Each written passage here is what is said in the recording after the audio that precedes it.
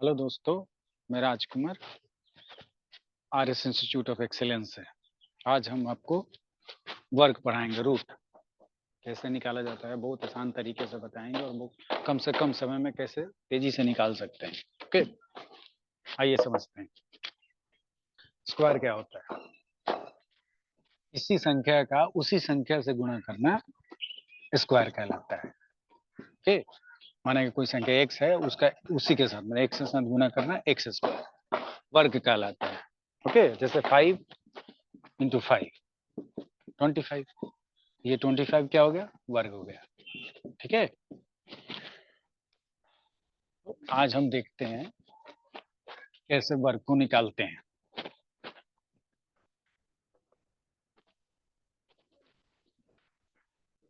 Generally 2 अंकों का 3 अंकों का एग्जामिनेशन में आता है वर्ग, जो कि बहुत पूछे जाते हैं। तो दो अंकों की संख्याओं का वर्ग कैसे निकालते हैं, तो उसका एक फॉर्मूला है।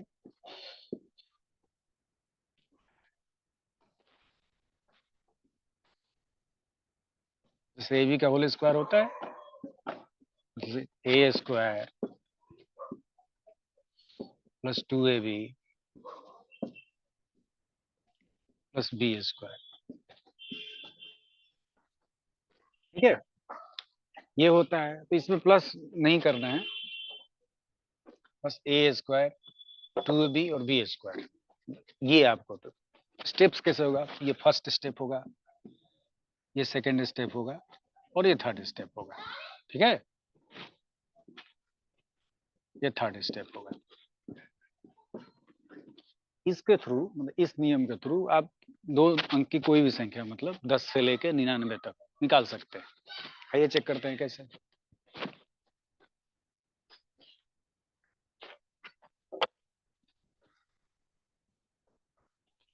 जैसे हम नंबर लेते हैं, कोई बड़ा सा ले लेते हैं, 36 ले लेते हैं का स्क्वायर। कैसे निकालेंगे? ये ए मान लीजिए, ये बी। तो सबसे पहले बी का स्क्वायर हमने बोला था, तो बी का स्क्वायर, तो 36 का स्क्वायर क्या होगा? 6 के बाद 36 होगा, तो 6 कैरी करेंगे 3। फिर 2AB, 2 × A × B, तो 2 गुने 2 × A × B, 2 × A × B, यही था ना। 2 गुने 3 गुने 6 क्या होगा? 6 3 18 दूना 36। तो 36 का फिर 6 लिख देंगे, कैरी क्या होगा? फिर 3 होगा। फिर लास्ट में करेंगे A² मतलब 3 का स्क्वायर, तो 3 3 जा 9 और 3 कैरी किया तो 12। 1266 आपका आंसर होगा। ठीक, तो इसी तरह से हम 2 अंकों की संख्या को निकालें। ठीक, 3 अंकों की संख्या को कैसे निकालेंगे? तो 3 अंकों की संख्या का ये है कि जब कोई 3 अंकों की संख्या हो, तो सबसे पहले जो उनका डिफरेंस होता है, जैसे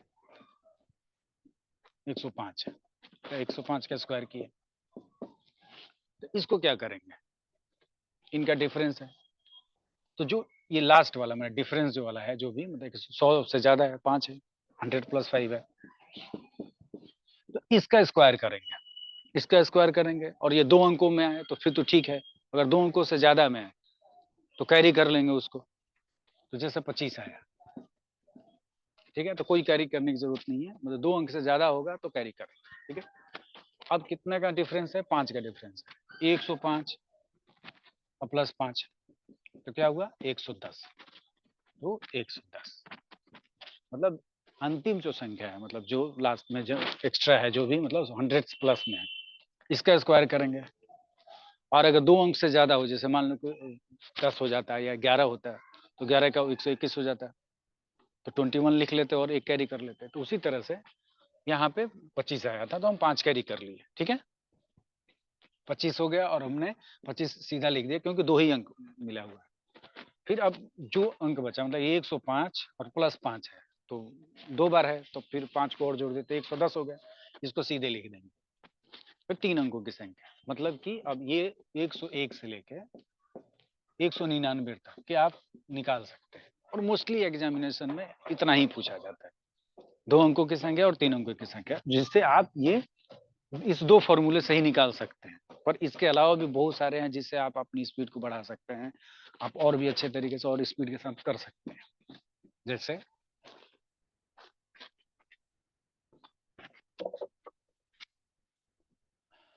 जैसे आपको कोई 5 वाली निकालनी हो, जैसे 25 निकालना है, 15 निकालना है, 35 निकालना है, 45 निकालना है, 5 वाली है, तो इन सबों को निकालने का क्या है फॉर्मूला? इसको अगर हम ए माने और इसको बी माने तो क्या करेंगे? a plus 1 into A, okay, और बी का स्क्वायर मतलब 25 लिख दीजिए सीधे, ठीक है। ये है फॉर्मूला कि एक जोड़ के और उसी में मल्टीप्लाई करके और लास्ट में 25 होगा, 25 होगा ही होगा। अब देखिए एग्जांपल देख लेते हैं। जैसे 25 था, 25 का स्क्वायर क्या होगा? तो इस पे देखिए, पहले लास्ट में हम इधर से शुरू करेंगे, 25 लिख देंगे। अब क्या बचता है? 2 बचा है, तो 2 में 1 जोड़ना है तो 3 हो गया, और फिर मल्टीप्लाई करना है तो 3 दूना 6, 625। तो 25 का स्क्वायर 625 होता है। फिर 35 का देख लीजिए, 35 का स्क्वायर करेंगे तो क्या करेंगे? फिर से 25 का 25 लेंगे लास्ट वाला। अब क्या करेंगे? इसमें 1 जोड़ेंगे, 3 है और 4, और मल्टीप्लाई करेंगे तो 4 3 12, 1225, ठीक है।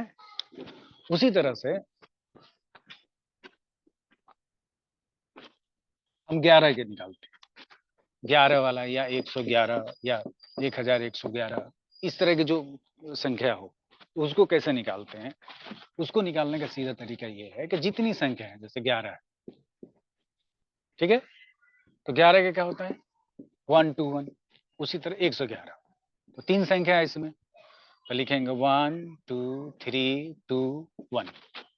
जितनी संख्या है उतने तक जाएंगे और फिर उससे फिर कम होते चले जाएंगे। देखिए 1 2 3 2 1, जैसे फिर ये हो, इसका स्क्वायर निकालना है तो कैसे निकालेंगे?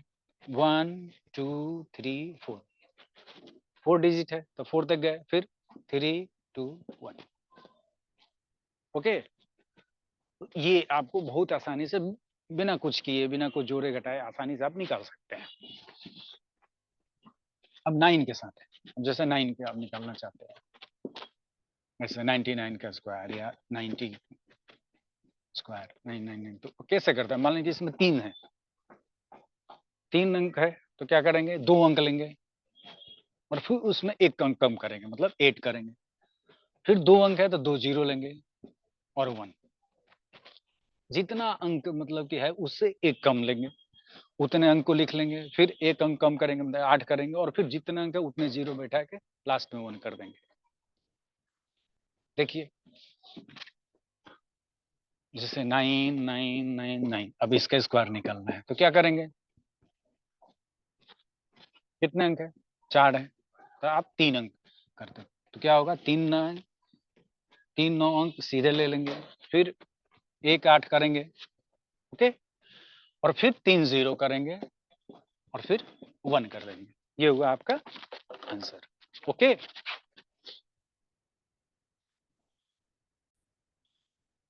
अब हम कुछ इससे रिलेटेड कुछ अलग तरह की चीजें देखते हैं। जैसे कि आपने मतलब सिंपली 10 का तो सीधे निकाल जाएंगे, जीरो जो बढ़ा देते हैं तो निकल जाता है स्क्वायर, तो इसमें कोई टेंशन होती नहीं है। 5 का निकालना सीख गए तो वो आसान हो गया।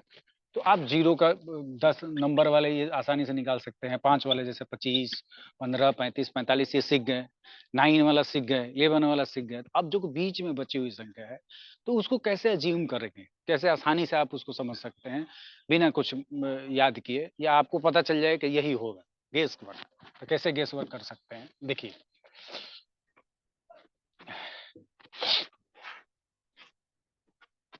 आप देखिए 1 का स्क्वायर 1, 2 का स्क्वायर 4, 3 का स्क्वायर 9, 4 का स्क्वायर 16, 5 का स्क्वायर 25, 6 का स्क्वायर 36, 7 का स्क्वायर 49, 8 का स्क्वायर 64 और 9 का स्क्वायर 81।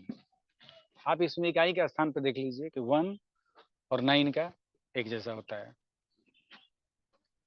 2 और 8 का एक जैसा, देखिए 4 4 इकाई के स्थान पर, 3 का और 7 का देखिए एक जैसा है, 6 का, 4 का और 6 का देखिए एक जैसा इकाई का स्थान पर 5 का होता है। तो आप गेस कर सकते हैं कि अगर 1 है तो या तो, अगर 1 है तो या तो 21, 31 हो सकता है और उसका 29, 39 हो सकता है। तो ये गेस वर्क है। इकाई के स्थान पर 4 है तो आप पता कर सकते हैं। अब इस हिसाब से 2, 3, 7 और 8 अगर है तो वो कभी भी स्क्वायर नहीं होगा, क्योंकि आपको किसी में आपको 2, 3, 7, 8 नहीं नजर आता है। तो अगर 2, 3, 7, 8 किसी भी संख्या में है तो इसका मतलब परफेक्ट स्क्वायर नहीं होगा। ओके। अब जैसा कि हम हमेशा ही 25 तक, 30 तक, 20 तक, 25 तक हमें याद रहता है, तो हम कोशिश करते हैं कि याद कर लें तो बेटर है। पर आप उसको उसके आगे भी आसानी से चेक कर सकते हैं। अगर ए बी स्क्वायर उसको नहीं लगाना चाहते या गेस करना चाहते हैं, देखिए जो 25 का स्क्वायर होता है ना, वो एक सेंटर पॉइंट होता है। जैसे 25 का स्क्वायर ये सेंटर है, तो दोनों 50 हो गए। अब देखिए 24 का स्क्वायर और 26 का स्क्वायर दोनों को जोड़ेंगे 50 होगा। दोनों के बीच के इधर डिफरेंस जाएंगे तो डिफरेंस भी आपको स्क्वायर के हिसाब से ही मिलेगा। देखिए जैसे 24 का 26 का कितना होता है? 576। 26 का स्क्वायर 676। 23 का स्क्वायर 529। 27 का स्क्वायर 729। देखिए